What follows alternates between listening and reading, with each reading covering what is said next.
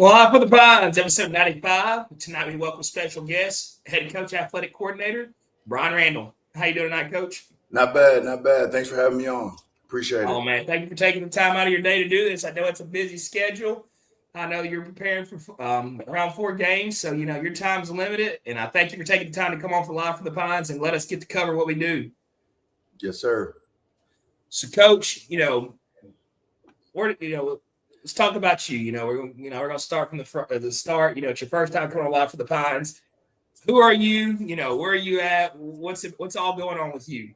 Man, just the hard worker. It's funny. I've been in the business 23 years now. I've been a head coach. This is my 10th season as a head coach. I cut my teeth at A-Leaf Taylor. Spent 11 years at A-Leaf Taylor, where I got my first head coaching job. Mary Williams, God bless her, she took a chance on me, and we had quite a bit of success there. We left there, went to Katy, May Creek for a year, and then Randle happened. The opportunity to go to Randle. My dad ended up retiring. They named a school after him, and it's kind of a neat situation. You know what I mean? It's one of those situations. It's kind of you just feel blessed to be a part of, and I'll forever be grateful to Lamar Consolidated, John Montalago, and Dr. Nivens for allowing me this opportunity, to sit in this chair, and Nikki Nelson as well. They put me in the chair, and all we've done is work hard and win football games, and did everything we did to honor them and to let them know they made the right decision. Was it the first state championship or the second state championship? They did the interview with you and they talked about, the naming of the school behind your dad and all that. It's the first one. We've only had varsity athletics for 3 years. So this is, we're 29-0, which is really exciting. It's something that we're just really, really proud of. We went 11-2. Well, actually, our very first year, coach, we went 4-6, but we were 9th and 10th graders, and then we turn around and we go 11-2, 16-0, and right now we're sitting at 13-0. And we're rolling, feeling pretty good going into this next game against Iowa Colony. So, you talk about, starting off, 9th and 10th graders and all that, but, you had some instant success. And what did y'all do as a program, as a staff, administrators and all that? What did y'all do to build the culture to building a winning program? Well, you just put your head down. You put your head down and work. And here's the thing. It's 2025 now, right? And a lot of different people want to have you doing different things. Like you'll see the new hip thing, or this new trainer will have you doing this, or they'll have you doing that. And I see some teams come out with bands and balls and all kind of stuff. And we don't believe in that. We're a blue collar bunch. We do the same things we did when I was in high school. I got fortunate enough to move into Lamarck.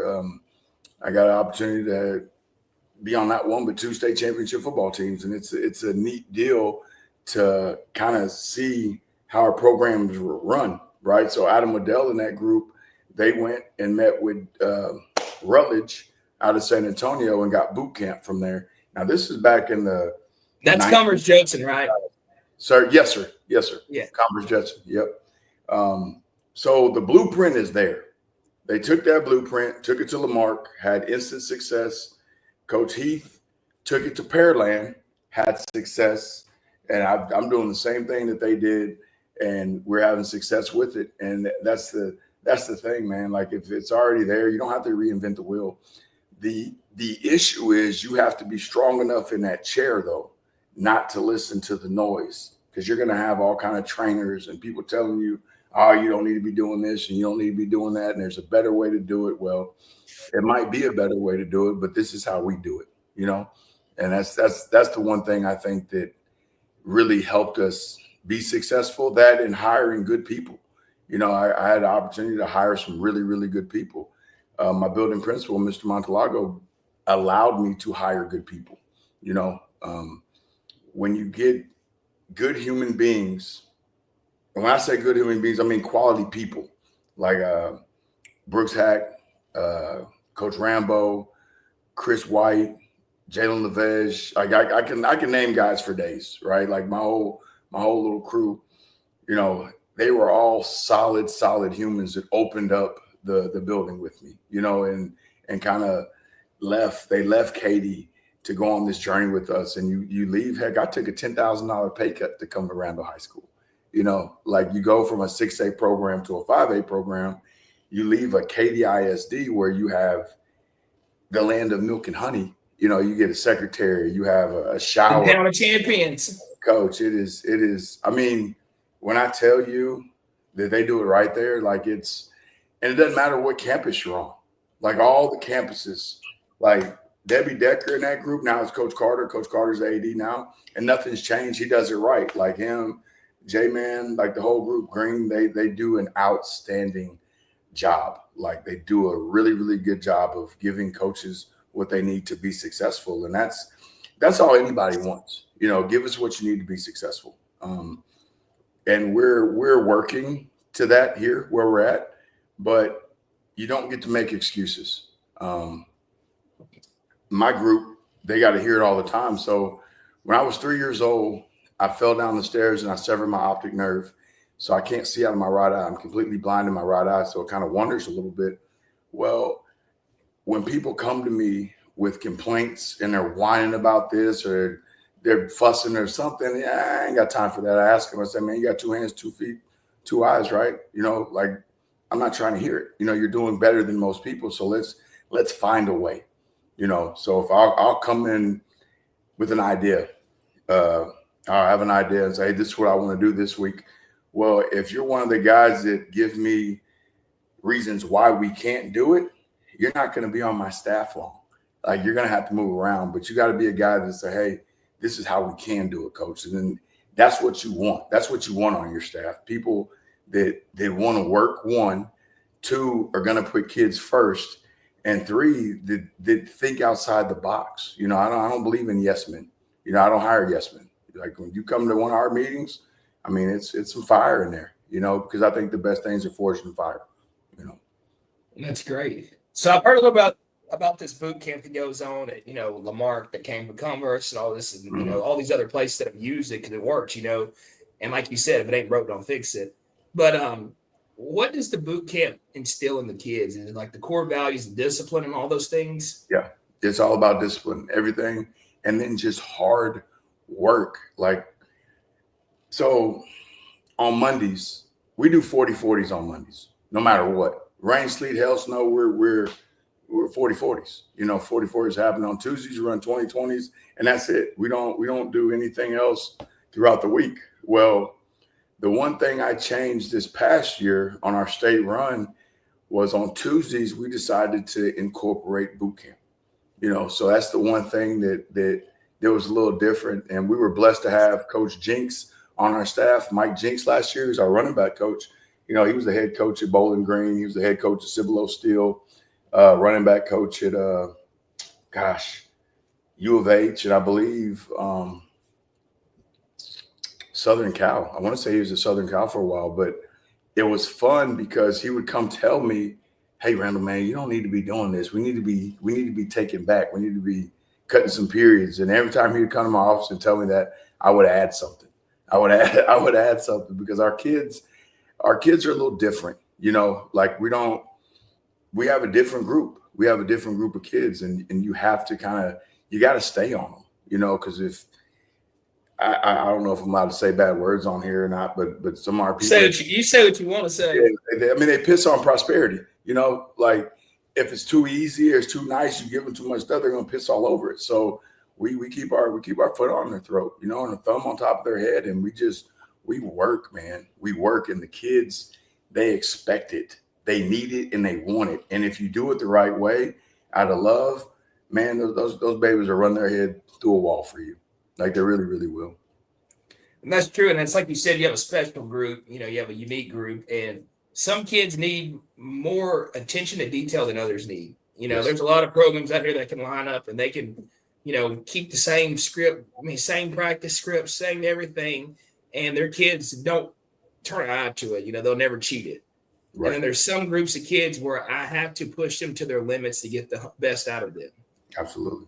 And it seems like that's what you're doing because it works for your kids, and I think it's it's a unique thing. It's kind of like Lufkin. Like if you give our kids a little, they'll take more. Coach. Yeah. And, if I let them know ahead of time that if they do this right, this Yeah. is it. We're gonna do it right.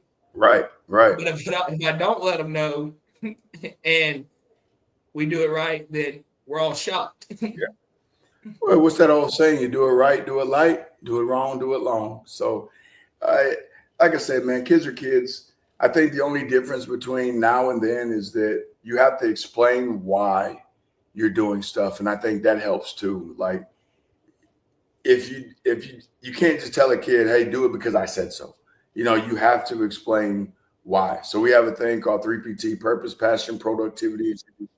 So on Monday, practice is all about like purpose. It's a purpose-filled Monday. So practice is very slow. We're teaching. You'll see my coaches teaching. They're walking through everything and explaining the importance of why I have to fit in this A gap, because the backer is going to fit off me and be in this B gap. And the end, you've got to stay outside, and we will walk it, and then we'll go about 50, and then we go 100. You know what I mean? So one, you're getting muscle memory. Two, they're understanding it, because everybody's like some of us are visual learners. Some of us can read things and remember it and be good to go. But if I show you film, we go outside and we walk it and talk it, then we go about 50%, and then we go 100%. Well, by God, they're not going to ever be 100% correct, coach. You know what I mean? That's my group, baby. They just won't. But we will limit our mistakes. And when you get athletic kids playing fast, you got a problem. You know what I mean? You got a problem. And that's what we have right now. We've got a bunch of athletic kids that are smart and are fitting it up where they're supposed to be. And that's one of the reasons why we're so successful. Do you think that, the success you've already had is carried over to the younger groups already, and they understand what's at line? They understand that, our goal is to play, practice during Thanksgiving, play in December, and playing for a state championship. Is that all understood now? It is. Our first year, well, I guess the first year we made the playoffs. So we go 11-2. We beat Huntsville in the regular season. Then we got to turn around and play them the day after Thanksgiving. We ended up losing the game 14-13. But we lost 8 starters that year, but we had 2 kids that we were depending on. One ended up going to Seattle, and somebody else had to go somewhere else, over Thanksgiving break. And their parents were like, hey, coach, we didn't know. We bought these tickets a long time ago. And it's like, guys, we're counting on these babies, and that's the thing about this job. Your livelihood depends on 15, 16, 17, 18-year-old kids. And then a lot of times you have parents that don't quite understand, and that's a big thing. So we do a really good job communicating with our parents. I have my coaches reach out to the parents. Hey, make sure you're talking to mom, make sure you're talking to dad, tell the kid, hey, this is what we need. And then we need to follow up with mom. You need to follow up with dad. So it's one of those things where you have to over communicate, but that's helped us. I mean, shoot, we had a kid that didn't play in the state game last year because they had already had a trip planned. So and this he was on every special team. So it really hurt us. Hold on. He missed the state championship game because they had Yeah. Ike, I'm talking about you, Ike. Yeah, I love him. I love Ike to death, man. He's a great kid. God bless him. Is he still in the program? Yeah, or is he graduating? He's a starter. He's one of our starting safeties. He plays safety. So he's got another chance. I tell you what, he's not going to Africa in December this year. He doesn't get to fly home. He doesn't get to go back there. He's got to stay and play some football. So it's. Man, I don't know what the conversation would have been with my parents if we were going to go play for a gold ball. You're playing for a ring, and yeah, and then you mess around and win the thing, and you miss it, and that's one of those deals too, though. That's a cultural thing.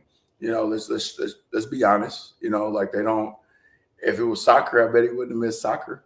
He wouldn't have missed soccer game. But we're talking about American football, and his parents aren't really keen on American football. But he's still. Mom and dad are great people. He's a great kid. You love him to death. But we still tease him all the time. We break. Ike, you gonna be there? Coach, I'm gonna be there. I'm gonna be there. So we always we really give him a hard time on it. But it's all love. It's State all championship game. yeah. Ooh, Didn't show up. that's something you can't get back. Nah. It never happened again. And we're scratching and clawing to get there this year. So Yeah, no God, doubt. God willing, we'll be there. So, Coach Randall, you know what's at stake. You know what you got to do. You got to play good. You got to play a great Iowa Colony team. What's the Great message this Iowa week? Colony team. A great team. Here's the thing, man. Everybody wants that game to be a rivalry. Like everybody's trying to make it a rivalry game. It's not a rivalry game.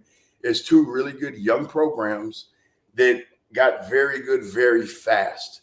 So we're very, very similar. Like it's almost like looking in the mirror, because of how fast we both got. I mean, how well everybody's playing, and they're very talented. They have an extremely talented team. Carson White is just a flat out baller.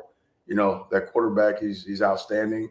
Jaden Warren is very difficult to cover, but we ran to high school, man. We play ball. You got to line up. Now we don't on paper. On paper, they have more Division I kids. They have more talent on paper, but that's why you play the ball game. That's why you play the ball game. The game got to be played. Game's got to be played, Coach. You got to line it up. So, They're very talented and very well coached. I want to put that out there. They're extremely, extremely well coached. They do a great job, man. It's not a rivalry game. I don't care. They can talk all the trash they want. It's not a rivalry game. It's two really, really good football teams. And one of the neat things is that our running back and their quarterback played little league football together. You know what I mean? Like those two played football together since they were like 5 or 6 years old, and it's something I think that should be celebrated instead of us trying to turn everything into something ugly. Because it's easy to be anti this or anti that, or just to be ugly and talk a bunch of crap to each other. But it's not, it's no real hate there. Like it's two really good football teams laying it all out there on the line. And I mean, the best team is victorious, No doubt. That's gonna be a great game. But you want to give the details about the game, location, time. We're gonna be at Katy Legacy Stadium, 7:00 on Friday night. It's gonna be a game, man. It's always a good one with us and them. It's always a good one. Always. Man, I wish I could be there, but NFHS is hard to beat in this weather. Coach, if I could have watched our game from somewhere live on Saturday, I would have, because it was it's gonna be this weather nasty this week. But this is playoff football. You wouldn't want it any other way. No doubt. So, you talk about y'all are young and all this. What's it? What's it like? What's the feeder school system like? Are you able to go?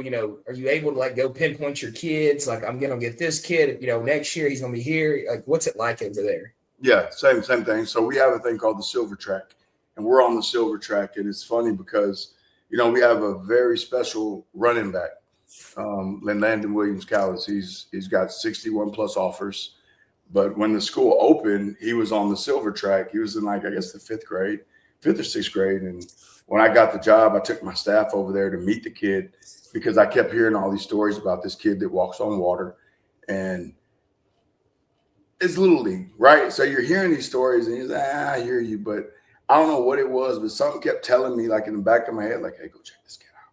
Go check this kid out. Get off your ass. Go check him out. So I got up and I said, let's go check this kid out. So we did.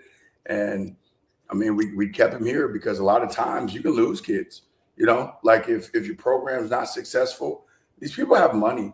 They can pick up and move. They don't have to stay there. And yes, we have the UIL, and yes, we have different, things in place to try to keep kids here or keep people here. But if I pick up and move, I mean, shoot, we lost our starting defensive end, went to Baltimore. He's at a private school in Baltimore. He led our team in sacks last year. You sign the paper and you wish him well. So the man up. Yeah, that's how it is, and that's how we've been. I mean, we're 13-0. We ain't missed a beat. God bless them, because I want everybody to be successful, but I just know that as a coach now, it's not the same, because you used to be able to tell a kid you're going to do it this way and this is how it's going to be because I said so. That's not how it works. Like, these people will pick up and move, and that kid will be gone, and you'll be looking for him, and he'll be somewhere else making somebody else's team great. So the biggest thing is having an open door policy and always just listening to the parents, because ultimately they got something to say. They do. And if you have a growth mindset, it shouldn't bother you. Like, we beat a team 75 to maybe nothing, or 75-7 or something like that. And it was 75-0, and then you beat 170-0. Yeah. So then you went down there and did backdrop. You went down there and beat them 83-20. I was going to ask you, please tell me the twos put up, at least 35. They did, and that's the thing. So, and I'm glad you brought that up, because I'm going to ask you about it, because I saw that score. Because people think we're jerks, right? Well, at halftime, I asked the official, "Hey, go ask the coach to run the clock. Let's run the clock, right? Because if it's a running clock, it's hard, because at halftime it was 55-14. They said no to the running clock. Nobody wanted to run the clock. So in the third quarter, I look up, it's 76-14. I asked again, "Sir, please run this clock, because I'm gonna catch hell. That people gonna think that we're just bad people and all these things, and I'm catching all kind of nonsense." But the reality is, they didn't run the clock. All you have to do is run the clock. Don't stop it for anything, and you get out of there. But for whatever reason, I don't know if it's because of the third round of the playoffs or whatnot, they didn't want to run the clock. But we pulled our ones after the first series in the third quarter. That's because that's what you do. Now we're going to run our offense. So our sophomore quarterback threw a pass to a sophomore receiver, and he scored. We had a block punt, we had a interception, a strip sack. You know what I mean? So we had a couple of short fields, and it just kind of got out of hand. But that's not on us. You guys. Did you put 100 up if you could? We could have put 100 points up. We could have scored 100 points in 7 games this year and just didn't. Like, so why'd you take it so easy on Texas City? We didn't take it easy on Texas City. They had something for us, coach. Shit, we didn't. That D-line was something else. They had just got this kid eligible, man. Big old joker came from the north side of Houston. It was his first game playing, and we still haven't blocked that kid. Like, they're huge. Texas City is huge, and we could not. When I tell you we couldn't get going, we couldn't move them. Now, eventually Landon broke one, and it kind of loosened up some things. But when I tell you Texas City did an outstanding job, but we're going to be everybody's Super Bowl. We're Randle High School. We're the defending state champions. That's part of it. We're going to be everybody's Super Bowl, coach. Man, I don't know how I feel. You beat me 83-20. I don't think you'd be sitting on Live for the Pines.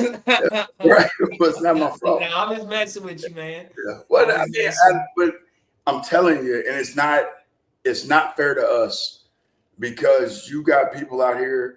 I got an email, and I do a thing called the Morning Minute, and it's like 60 seconds of just positive,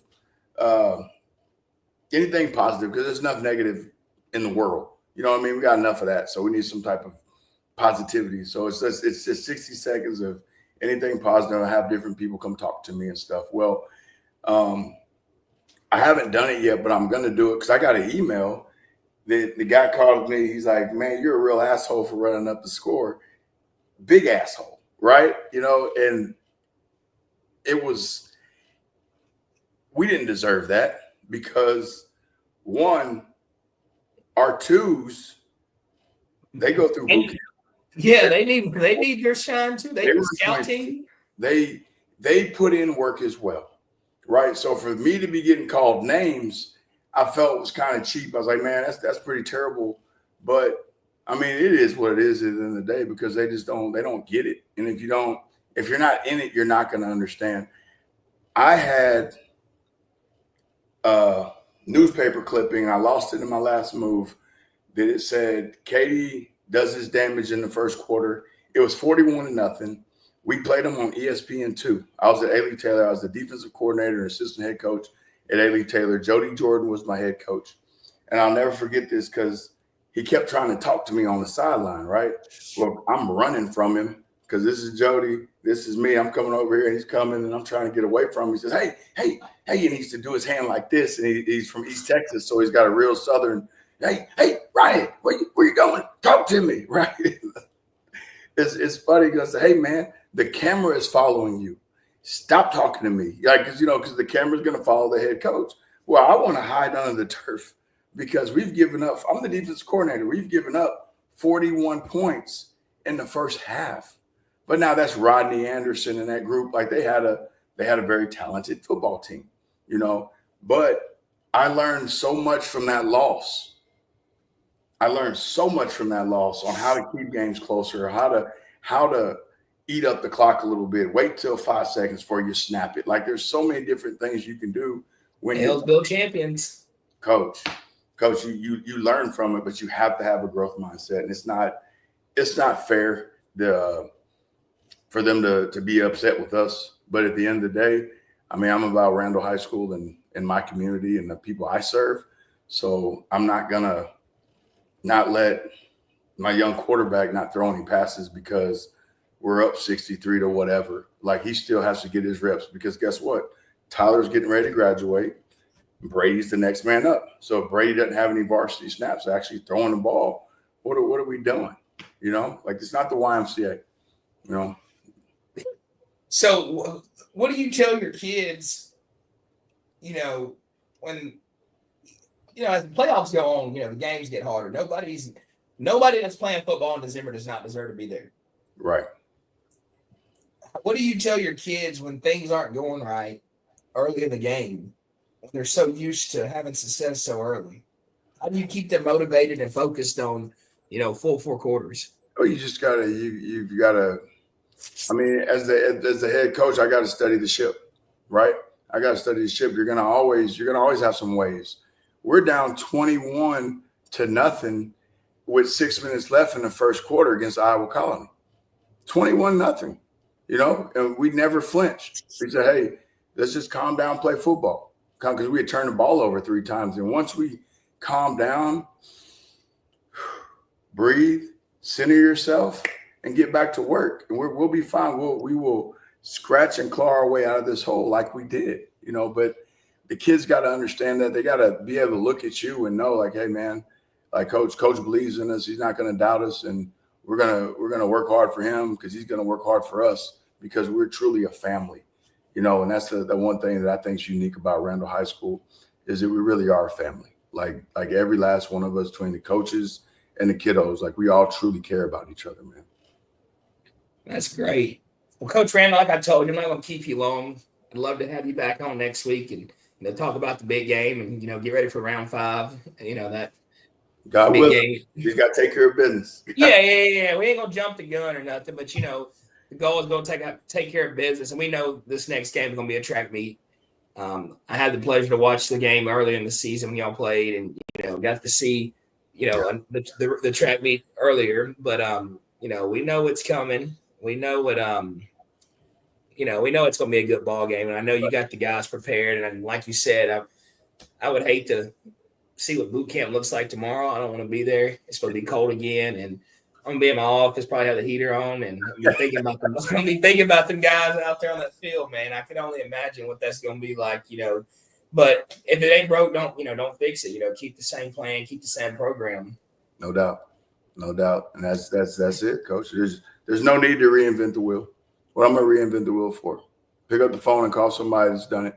Pick up like when we got the job, we went and saw. I went to Dickinson. I went to Katy, visited with Coach Joseph.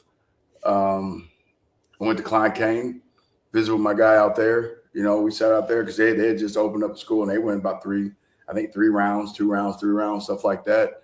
And I mean, they just opened up brand new schools and we're having a lot of success. So you always want to go out there, and the good book says you can learn from an ant. So don't be so, I guess, hard-headed to where you don't truly. You got a staff for a reason. Use your staff. Like talk to your guys and let your guys have a say so. Like That's even in the real world. Say again? That even goes for the real world. Yeah. Well, I mean, seriously though. Yeah, like I see it all the time. Is I'm not gonna get into detail on that, but I know what you mean. You sometimes one man can't do it all by himself. You got to have a team around you. You got to be able to depend on other people and have trust in other people. And I think that's where a lot of people go away from what they've been doing, and they think they can fix the problem by themselves. And you forget about you hired this staff to do this with you. And I think you see that not only in coaching. That's an everyday walk of life. Yeah, no, I agree.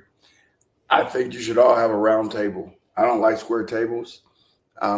We don't have a round table, but we turn it into a U, and I sit amongst my guys because I think in your meeting room, everybody needs to have skin in the game. Just like you just said, in the real world, whatever business you're doing, everybody has to have skin in the game, because if they don't, well, they're going to sit back and sit on their hands and let you fail. Wow, that was his idea. That wasn't my idea. And that's not, I mean, that's not a team. That's not a team. So you got to lean on your staff. And I want to say publicly, I'm proud of Coach Phil Wilson.